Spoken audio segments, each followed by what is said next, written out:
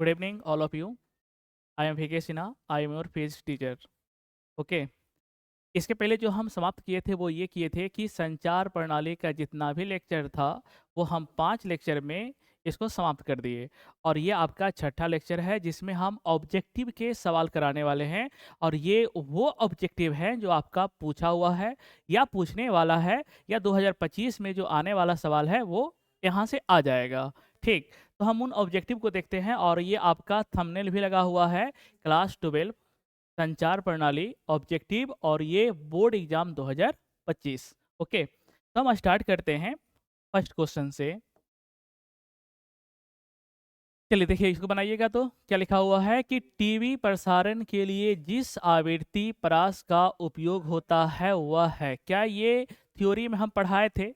जो बच्चे थ्योरी नहीं पढ़े वो जो है जाके मेरा लेक्चर को पढ़ लें। तो ये बताइए कि टीवी प्रसारण के लिए जो आवृत्ति परास था वो मेगा हर्ट्ज में था। अब बताइए कि मेगा हर्ट्ज कहाँ पे है और वो कहाँ से कहाँ था।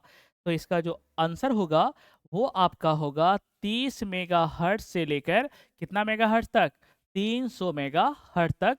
और ये जो है वो ऑलरेडी हम लोग पढ़ चुके हैं। ठीक। Next question. चलिए देखिएगा इसको, पहले आप लोग बनाइए क्या लिखा हुआ है कि जो युक्ति मॉडुलन और वी मॉडुलन दोनों का कार्य करती है वह कहलाती है क्या चीज। याद करिए कि हम थ्योरी में पढ़ाए थे कि नहीं। मॉडुलन यानी कि मॉडुलेटर, मॉडुलेटर। और बी मॉडुलन का मतलब होता है डी मॉडुलेटर, डी मॉडुलेटर। और जब हम दोनों को कंबाइन करते हैं तो वही आपका कहलाता है मॉडम। क्या कहलाता है? Modem, modem. और ये भी आपको हम बता दिए थे कि मॉडुलेटर का काम होता है निम्न आवृत्ति को उच्च आवृत्ति में बदलना, और डी मॉडुलेटर का काम होता है उच्च आवृत्ति को निम्न आवृत्ति में बदलना। और जो डिवाइस दोनों काम करता है उसी को हम क्या बोलते हैं? मॉडम। तो बताइए कि आपका जो ऑप्शन होगा वो कौन सा ऑप्शन होगा? Option number C. नेक्स्ट, क्या लिखा हुआ है? प्रकाशिक तंतु का सिद्धांत आधारित है क्या। ये टॉपिक जो है वो हम लोग ऑप्टिक्स में भी पढ़ चुके हैं कि ऑप्टिकल फाइबर किस सिद्धांत पे कार्य करता है। तो आप लोग को पहले से ही पता होगा, पूर्ण आंतरिक परावर्तन, जिसको हम शॉर्टकट में बोलते हैं TIR। क्या आप लोग ऑप्टिक्स में पढ़े हैं ना, या पढ़ाया गया होगा, जिसको हम बोलते हैं total internal reflection, total internal reflection. Right. तो बताइए कि प्रकाशिक तंतु कौन सा सिद्धांत पे काम करता है? पूर्ण आंतरिक परावर्तन पे। पूर्ण आंतरिक परावर्तन को शॉर्ट में क्या बोलते हैं? TIR। और TIR का फुल नेम क्या होता है? Total internal reflection. नेक्स्ट, अब बताइए, रेडियो तरंग का वेग होता है कौन सा तरंग का? रेडियो तरंग का।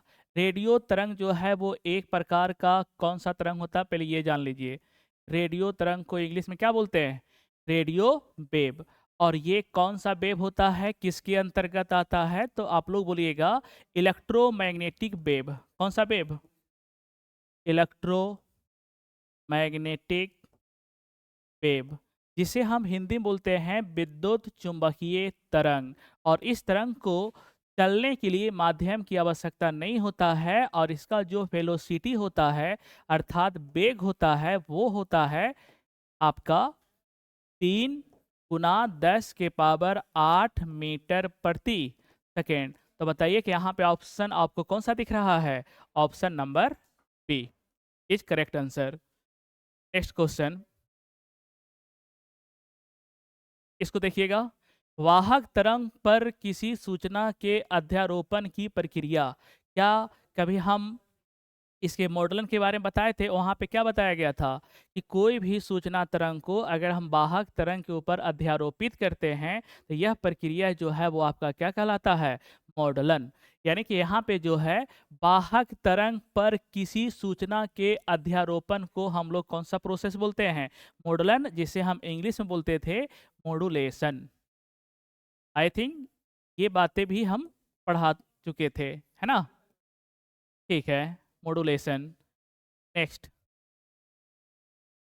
अगला, आकाश तरंग संचार आधारित है। क्या हम आकाश तरंग के बारे में कभी बताए थे कि आकाश तरंग जो है वो आपके वातावरण के कौन सा सतह से टकराते हैं, कौन सा मंडल से टकराते हैं? तो उस मंडल का नाम था आयन मंडल। कौन सा मंडल?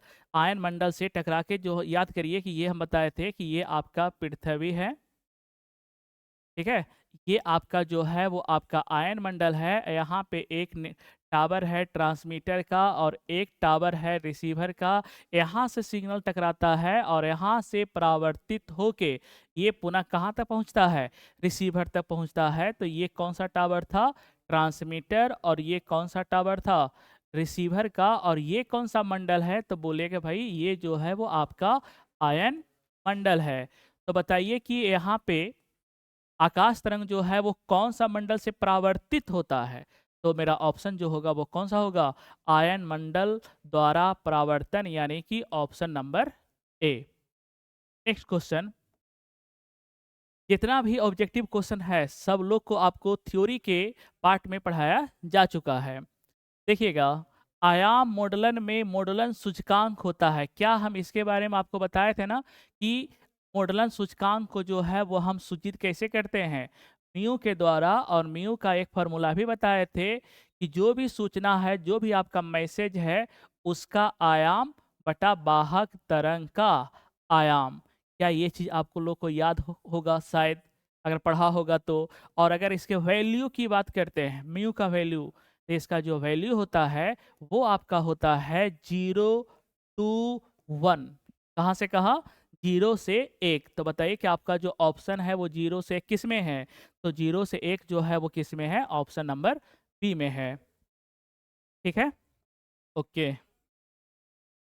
ये देखिए, आपका एक बेहतरीन सवाल है जो ऑब्जेक्टिव में 3 से 4 बार बिहार बोर्ड में पूछा जा चुका है। वो सवाल बिल्कुल ही आसान है और इसको देखिएगा, पढ़िए अच्छे से। पृथ्वी के किसी स्थान पर एक टीवी प्रेषण टावर की ऊंचाई कितना मीटर है? 245 मीटर। यानी कि टावर का ऊंचाई h बराबर कितना दिया हुआ है? 245 मीटर। और हमसे क्या पूछा जा चुका है कि कितनी अधिकतम दूरी तक उस टावर का प्रसारण पहुंचेगा? यानी कि हमसे पूछा जा रहा है प्रसारण का क्षेत्र। क्या पूछा जा रहा है? प्रसारण का क्षेत्र, कि एक नेटवर्क जो है वो कितना एरिया कवर करेगा। प्रसारण के क्षेत्र को हम इंडिकेट करते हैं स्मॉल डी के द्वारा, और स्मॉल डी इक्वल टू वाट। अब बताइए कि कभी हम ऐसा पढ़ाए थे कि प्रसारण का क्षेत्र और जो आपका एंटीना है उसके ऊंचाई के बीच का भी रिलेशन हम बताए थे ना? वो रिलेशन आपका ये था, D इक्वल टू, याद होगा अच्छे से, D इक्वल टू √2R/H। अब बोलिएगा कि D को तो जानते हैं कि ये प्रसारण का क्षेत्र है, H को जानते हैं कि एंटीना की ऊंचाई है, ये R क्या है? तो ये जो R है वो आपका है पृथ्वी की त्रिज्या, रेडियस ऑफ अर्थ, पृथ्वी की त्रिज्या, है ना?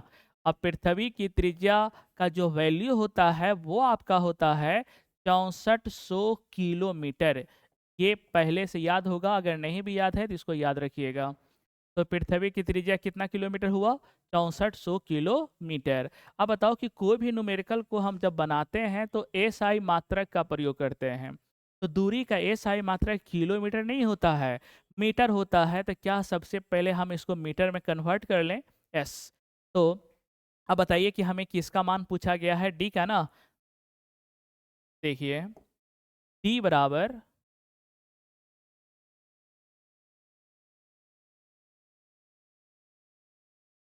डी बराबर क्या लिखा हुआ है? √2। आर का मान बताइएगा कितना किलोमीटर है, उसको मीटर में कन्वर्ट कर लीजिए। तो 6400। अब बताओ, किलोमीटर को मीटर में कन्वर्ट करने के लिए हम कितना से गुना करते हैं? 1000 से। तो यहाँ पे आप 1000 से गुना कर दीजिए, ये आपका कन्वर्ट हो गया मीटर में। एच का जो वैल्यू है ऊपर गिवन है कितना? 245।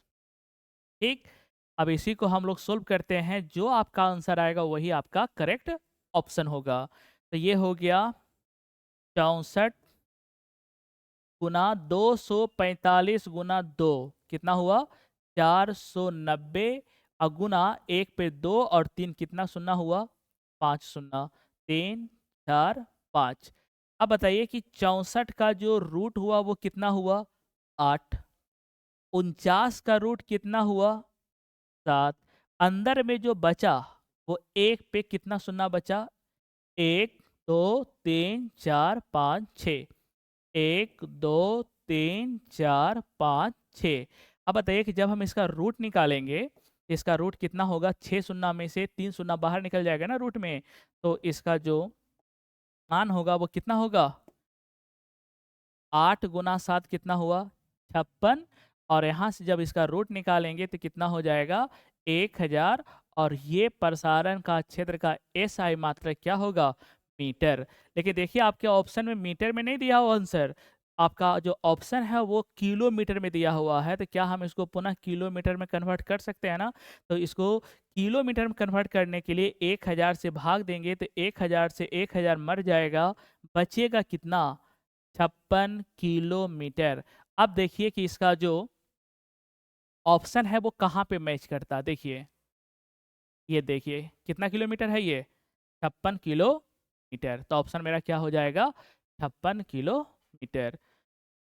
ठीक है ओके। अब देखिए यहाँ पे क्या लिखा हुआ है, चिंता को मापने के लिए निम्नलिखित में कौन मात्रक सही है। क्या चिंता का मतलब हम बताए थे ध्वनि सिग्नल के आयाम में कमी। कौन सा सिग्नल ध्यान से सुनिएगा, ध्वनि सिग्नल जो हम बोलते हैं वो कौन सा सिग्नल हुआ, ध्वनि सिग्नल के आयाम में कमी बोल लो चाहे ध्वनि सिग्नल के ताकत में कमी बोलो, दोनों बातें क्या है सेम है। तो बताइए कि यहाँ पे चिंता, चिंता का मतलब कमी बताए थे ना, तो यहाँ पे जो है वो चिंता किसमें ध्वनि में, ध्वनि तरंग के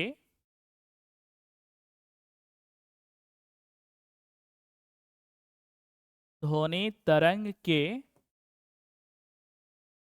आयाम में कमी, चिंता का मतलब यही बताया गया था।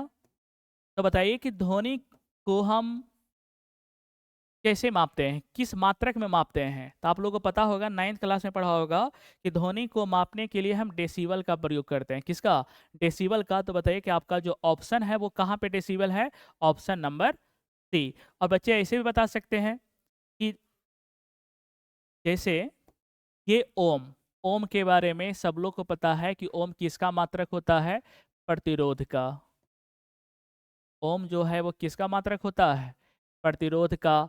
एम्पियर जो है वो किसका मात्रक होता है, तो हम बोलेंगे विद्युत धारा का।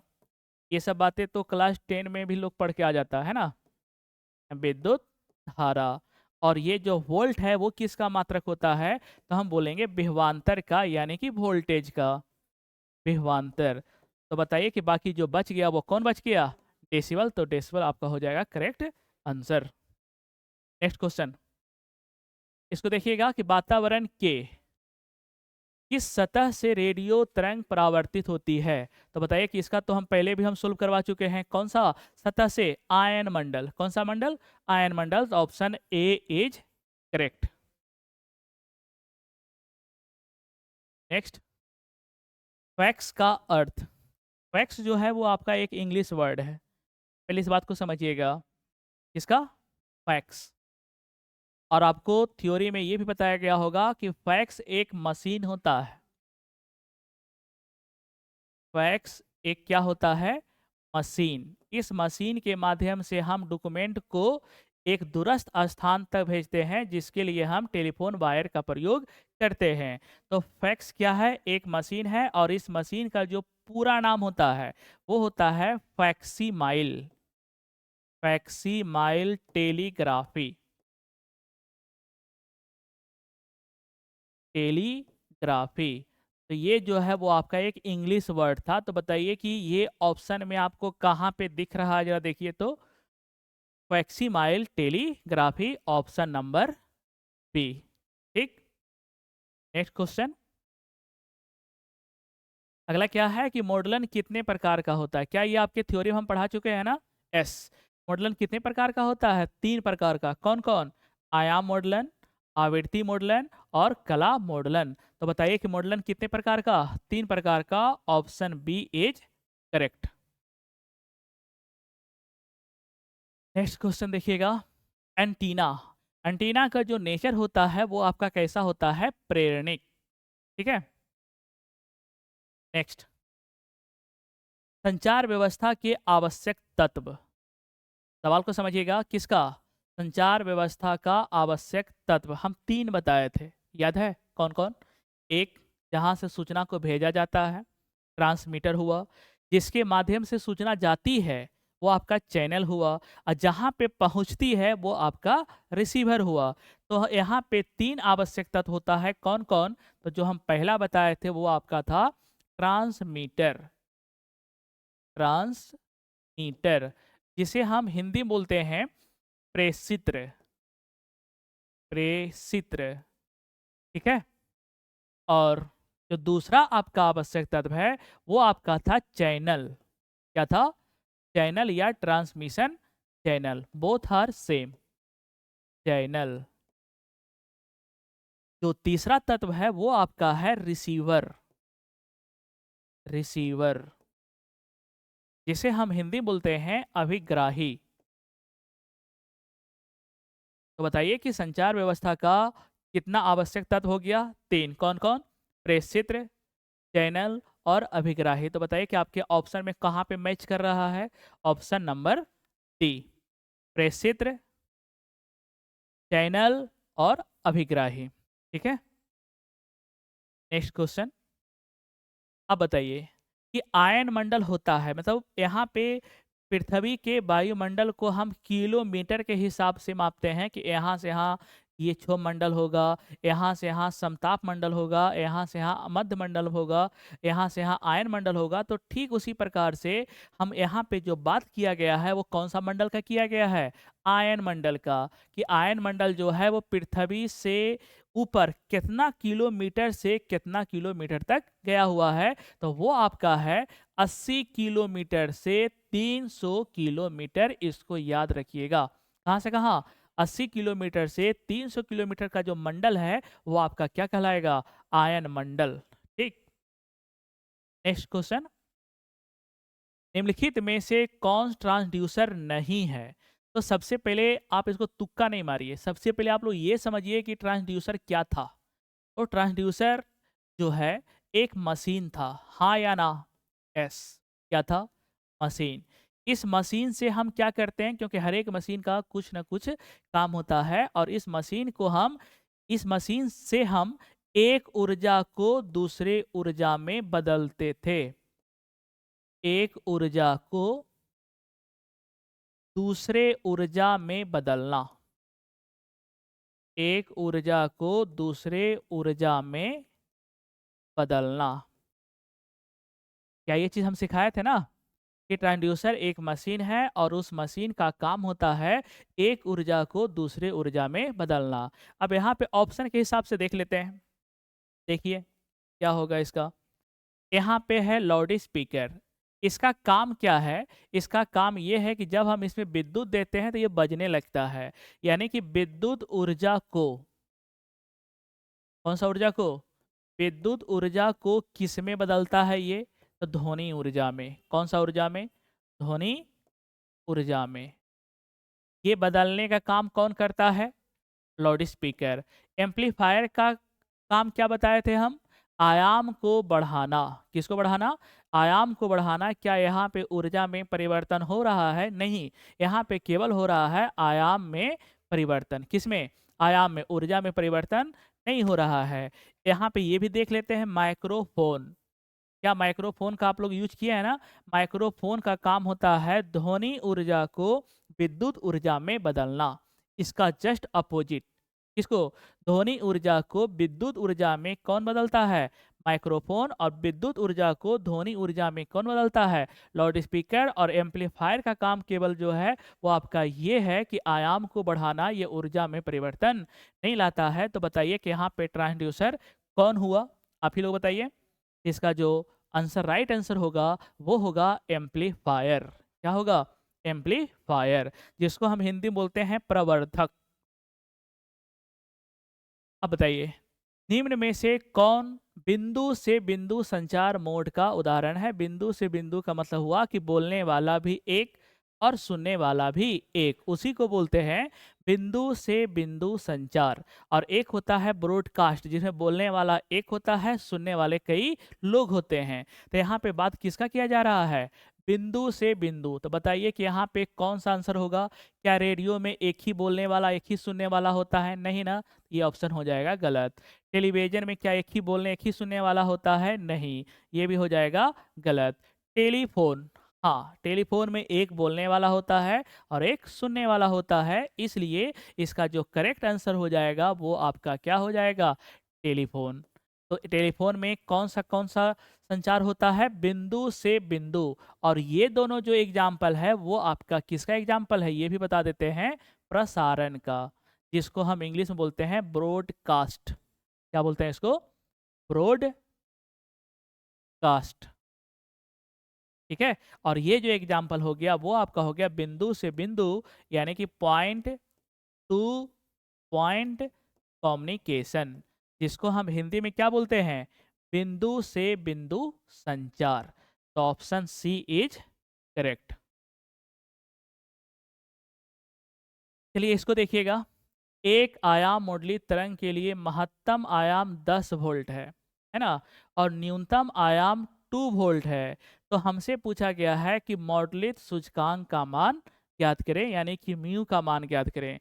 जो बच्चे थोड़ा सा अगर समझदार होंगे तो वो ऑप्शन से ही अपना छटैया कर लेंगे, क्योंकि म्यू का जो मान होता है वो 0 और 1 के बीच में होता है, ना कि 1 से बड़ा। तो बताइए कि यहाँ पे ऑप्शन से अगर हम छटैया करते हैं तो 3/2 का मतलब होता है 1.5। क्या ये 0 और 1 के बीच आता है? नहीं, ये ऑप्शन हो जाएगा गलत। 2/3 का जो वैल्यू होता है वो आपका होता है 0.66। क्या ये 0 और 1 के बीच आ रहा है? हाँ, तो शायद यही आपका करेक्ट आंसर होने वाला है। आगे भी चेक कर लेते हैं, क्या ये 0 और 1 से बड़ा है? क्या ये आंसर होगा? नहीं। क्या ये 0 और 1 के बीच में आ रहा है? 4? नहीं। तो बताइए कि इसका जो करेक्ट आंसर होगा वो आपका कितना होगा? 2/3। लेकिन अगर बच्चे इसको बनाना चाहें कि 2/3 कैसे आया, तो इसको भी आप लोग देख लीजिए। यहाँ पे सवाल में जो है वो आपका क्या दिया हुआ है? महत्तम आयाम दिया हुआ है और आपका न्यूनतम आयाम दिया हुआ है। इसको पहले नोट कर लीजिए। महत्तम आयाम को हम इंग्लिश में बोलते हैं एम्पलीट्यूड, और उसको इंडिकेट करते हैं कैपिटल ए से। तो कैपिटल ए, अब महत्तम को हम क्या बोलते हैं? मैक्सिमम। तो ए मैक्सिमम का जो वैल्यू है वो कितना है? 10 वोल्ट, राइट। और न्यूनतम आयाम, इसको हम इंडिकेट करेंगे ए मिनिमम के द्वारा। किसके द्वारा? ए मिनिमम का जो वैल्यू है वो आपका है 2 वोल्ट। और हमसे पूछा गया है किसका मान? म्यू का मान। तो बताइए कि आपके पास म्यू का कोई फॉर्मूला है? हाँ, म्यू बराबर आपको बताया गया था ए एम बटा ए सी। इसका मतलब होता है कि मैसेज सिग्नल का आयाम बटा वाहक तरंग का आयाम। और इसका एक प्यारा सा फॉर्मूला था, वो ये था कि a maximum minus a minimum upon a maximum plus a minimum. बस कुछ नहीं करना है, putting the value and getting the result. A maximum का मान कितना हुआ? 10। मिनिमम का मान कितना हुआ? 2 बटा, फिर से मैक्सिमम का मान 10, नीचे में प्लस है ना, तो आप इसको प्लस करिए और ये कितना हो गया? 2 हो गया। 10 में से 2 गया, कितना हुआ? 8। 10 और 2 कितना हुआ? 12। 4 दूनी 8 और 4 तिया 12। आपका जो आंसर होगा वो कितना हो जाएगा? 2/3। अगर बनाने का होगा तो आप लोग ऐसे बनाइएगा, अगर थोड़ा सा दिमाग लगाने का होगा तो ऐसे ही हम लोग ऑप्शन से छटैया कर लेंगे, है ना? ठीक है, नेक्स्ट क्वेश्चन। अगला क्वेश्चन क्या बोला गया है कि 500 हर्ट्ज श्रव्य आवृत्ति के आयाम मोडलित तरंग के लिए उपर्युक्त वाहक तरंग की आवृत्ति होगी। ये थोड़ा सा कॉमन सेंस का सवाल है। आपको बताए थे ना कि वाहक तरंग की जो आवृत्ति होती है वो उच्च आवृत्ति होती है। कौन सा आवृत्ति होती है? अगर याद होगा तो अच्छी बात है। इसकी जो आवृत्ति होती है वो कैसा होता है? उच्च आवृत्ति। उच्च आवृत्ति। अब आप ही लोग बताइए कि सरब आवृत्ति जो है वो आपका कितना हर्ट्ज है? 500 हर्ट्ज है। अब जो भी आपका आंसर होगा वो 500 से बड़ा होगा, क्योंकि वाहक तरंग की आवृत्ति कैसा होता है? उच्च होता है। तो बताइए कि 500 से बड़ा वाला ऑप्शन कौन है? क्या ये 50 जो है वो 500 से बड़ा है? नहीं, ये हो जाएगा गलत। 100 ये भी नहीं होगा। 500 बराबर हो गया ना? ये भी नहीं होगा। क्या ये 50,000 होगा? तो हम बोलेंगे हाँ, ये होगा, क्योंकि ये जो आवृत्ति है वो कैसी आवृत्ति है? तो हम बोलेंगे उच्च आवृत्ति है। और उच्च आवृत्ति जो है वो किसका होता है? वाहक तरंग का। कौन सा तरंग का? तो मेरा जो आंसर हो जाएगा वो कौन सा हो जाएगा? 50,000 हर्ट्ज। ये कॉमन सेंस का सवाल था बस, इसमें कुछ था नहीं लॉजिक। इसको देखिएगा। रेडियो एवं टेलीविजन प्रसारण में सूचना संकेत का रूप होता है। तो इसका जो आंसर हो जाएगा वो आपका हो जाएगा एनालॉग सिग्नल। तो पहले थोड़ा सा हम एक संक्षेप में बता देना चाहते हैं कि एनालॉग सिग्नल और डिजिटल सिग्नल होता क्या है। थोड़ा सा देखिएगा। कौन सा signal? Analog. Analog signal English में लिखने में थोड़ा अच्छा लगता है हमको। कौन सा सिग्नल? Analogue signal. यानी कि वैसा सिग्नल जो समय के साथ उसका आयाम जो है वो लगातार चेंज होता हो। समय के साथ उसका आयाम क्या होता हो? चेंज होता हो। यानी इस प्रकार से, इस प्रकार से ये जो सिग्नल है वो आपका कौन सा सिग्नल हुआ? इसका आयाम जो है वो लगातार चेंज हो रहा है। वो इस प्रकार से हो रहा है कि यहाँ पे जो आयाम था वो 0 था, ये धीरे-धीरे बढ़ रहा है, बढ़ रहा है। यहाँ पे जाके आयाम मैक्सिमम होगा, फिर से यहाँ से ये तुम्हारा क्या हो रहा है? घट रहा है, घट रहा है, घट रहा है, फिर यहाँ पे जाके आपका मैक्सिमम होगा। यानी कि ये समय के साथ लगातार इसके आयाम में परिवर्तन हो रहा है, उसी को हम कौन सा सिग्नल बोलते हैं? एनालॉग। तो बताइए कि एनालॉग सिग्नल किसको बोलते हैं? वैसा सिग्नल जो जिसका आयाम समय के साथ लगातार चेंज होता है, उसको हम क्या बोलते हैं? Analog signal. अब हम थोड़ा सा बात कर लेते हैं कौन सा सिग्नल का? डिजिटल का। देखिए, डिजिटल सिग्नल। कौन सा सिग्नल? Digital signal. इसका हम आकृति बना लेते हैं। इसका आकृति कुछ ऐसा होता है।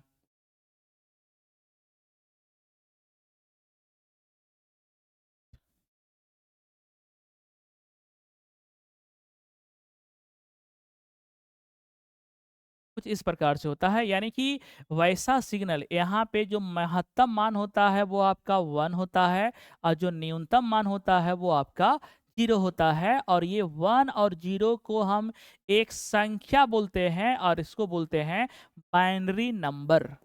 कौन सा नंबर? Binary number. ये हम इलेक्ट्रॉनिक डिवाइस में पढ़ाएंगे, ठीक। बाइनरी नंबर, जिसको हम हिंदी बोलते हैं द्विआधारी संख्या। क्या बोलते हैं इसको? द्विआधारी संख्या। द्विआधारी संख्या। और इसी संख्या पे मेरा कंप्यूटर जो है वो काम करता है। कौन सा संख्या पे? बाइनरी नंबर पे। और ये बाइनरी नंबर जो है वो कौन सा सिग्नल हुआ? डिजिटल सिग्नल हुआ। और अगर कोई इसका परिभाषा पूछे तो परिभाषा हम खुद बना के बोल सकते हैं कि वैसा सिग्नल जो द्विआधारी संख्या पे कार्य करता है, उसको हम कौन सा सिग्नल बोलेंगे? Digital signal. तो रेडियो और टीवी का जो प्रसारण होता है उसमें कौन सा सिग्नल का प्रयोग होता है? एनालॉग का। किसका? एनालॉग का। ठीक। यूएचएफ परिसीमा की आवृत्तियां समानतः संचारित होती है। यूएचएफ, तो सबसे पहले तो आप लोग ये समझिए कि यूएचएफ होता क्या है, तभी तो इसका राइट आंसर खोज पाइएगा। यूएचएफ का पूरा नाम होता है, यू का मतलब होता है अल्ट्रा, एच का मतलब होता है हाई, और एफ का मतलब होता है फ्रीक्वेंसी। तो अल्ट्रा हाई फ्रीक्वेंसी जो है वो कौन सा तरंग में प्रयोग किया जाता है? तो ये हम बता चुके हैं कि इसका प्रयोग होता है कौन सा तरंग में? अंतरिक्ष तरंग द्वारा। कौन सा तरंग द्वारा? अंतरिक्ष तरंग द्वारा। यूएचएफ का भी प्रयोग होता है, और वीएचएफ का भी प्रयोग होता है। और वीएचएफ का पूरा नाम है वेरी हाई फ्रीक्वेंसी। ठीक। और यूएचएफ का पूरा नाम क्या हुआ? Ultra high frequency. और ये किसके द्वारा प्रयोग किया जाता है? तो अंतरिक्ष तरंग के द्वारा प्रयोग किया जाता है। अगला, भूतरंगों के प्रेषण से प्रयुक्त, भूतरंगों के प्रेषण से प्रयुक्त आवृत्ति प्रास होती है। क्या आवृत्ति? भूतरंग का आवृत्ति प्रास हम पढ़ाए थे ना, वहां पे हम लिखे थे कितना? 3 किलो हर्ट्ज से लेके 3000 किलो हर्ट्ज। ठीक है, तो यहाँ पे जो ऑप्शन है वो लगभग जो मैच करने वाला है वो आपका कहाँ से कहाँ हुआ? 500 किलो हर्ट्ज से लेके 1500 किलो हर्ट्ज तक। और ये जो है वो आपका अप्रोक्स वैल्यू है। कैसा वैल्यू है? Approx value. कोई किताब में कुछ लिखा हुआ रहता है तो कोई में कुछ लिखा हुआ रहता है, तो उसके लगभग में यहाँ पे ऑप्शन को करेक्ट करना है, तो वो आपका कौन सा करेक्ट होगा? 500 किलो हर्ट्ज से लेके कितना? 1500 kilo hertz. Option B is right. ये आपका लास्ट क्वेश्चन है। दृश्यों के प्रसारण के लिए वीडियो सिग्नल की बैंड चौड़ाई होती है। दृश्य का मतलब समझते हैं? Video call. कौन सा कॉल? Video call. ये वीडियो कॉल, इसमें हम ध्वनि की बात नहीं करते हैं। तो उस वीडियो कॉल में जो बैंड चौड़ाई होती है वीडियो सिग्नल का, आवाज ध्वनि सिग्नल का नहीं, वीडियो सिग्नल का, वो आपका होता है 5.2 मेगा हर्ट्ज। कितना होता है? 5.2 मेगा हर्ट्ज। इसका जो करेक्ट आंसर होगा वो आपका होगा ऑप्शन नंबर ए। तो बताइए कि यहाँ तक क्या जो हम बताए वो अच्छे से समझ में आया? अगर अच्छे से समझ में आया तो कमेंट जरूर कीजिएगा, लाइक जरूर कीजिएगा और अपने फ्रेंड के भी शेयर जरूर कीजिएगा। ठीक है, ये चैप्टर हो गया समाप्त। The end with a smile, with a smile. कल का जो लेक्चर जो हम शुरुआत करने वाले हैं वो आपका होगा प्रत्यावर्ती धारा। Very very very very important chapter. ठीक है, कौन सा? प्रत्यावर्ती धारा, जिसे हम इंग्लिश में बोलते हैं alternating current. Wait and watch. Okay, thank you.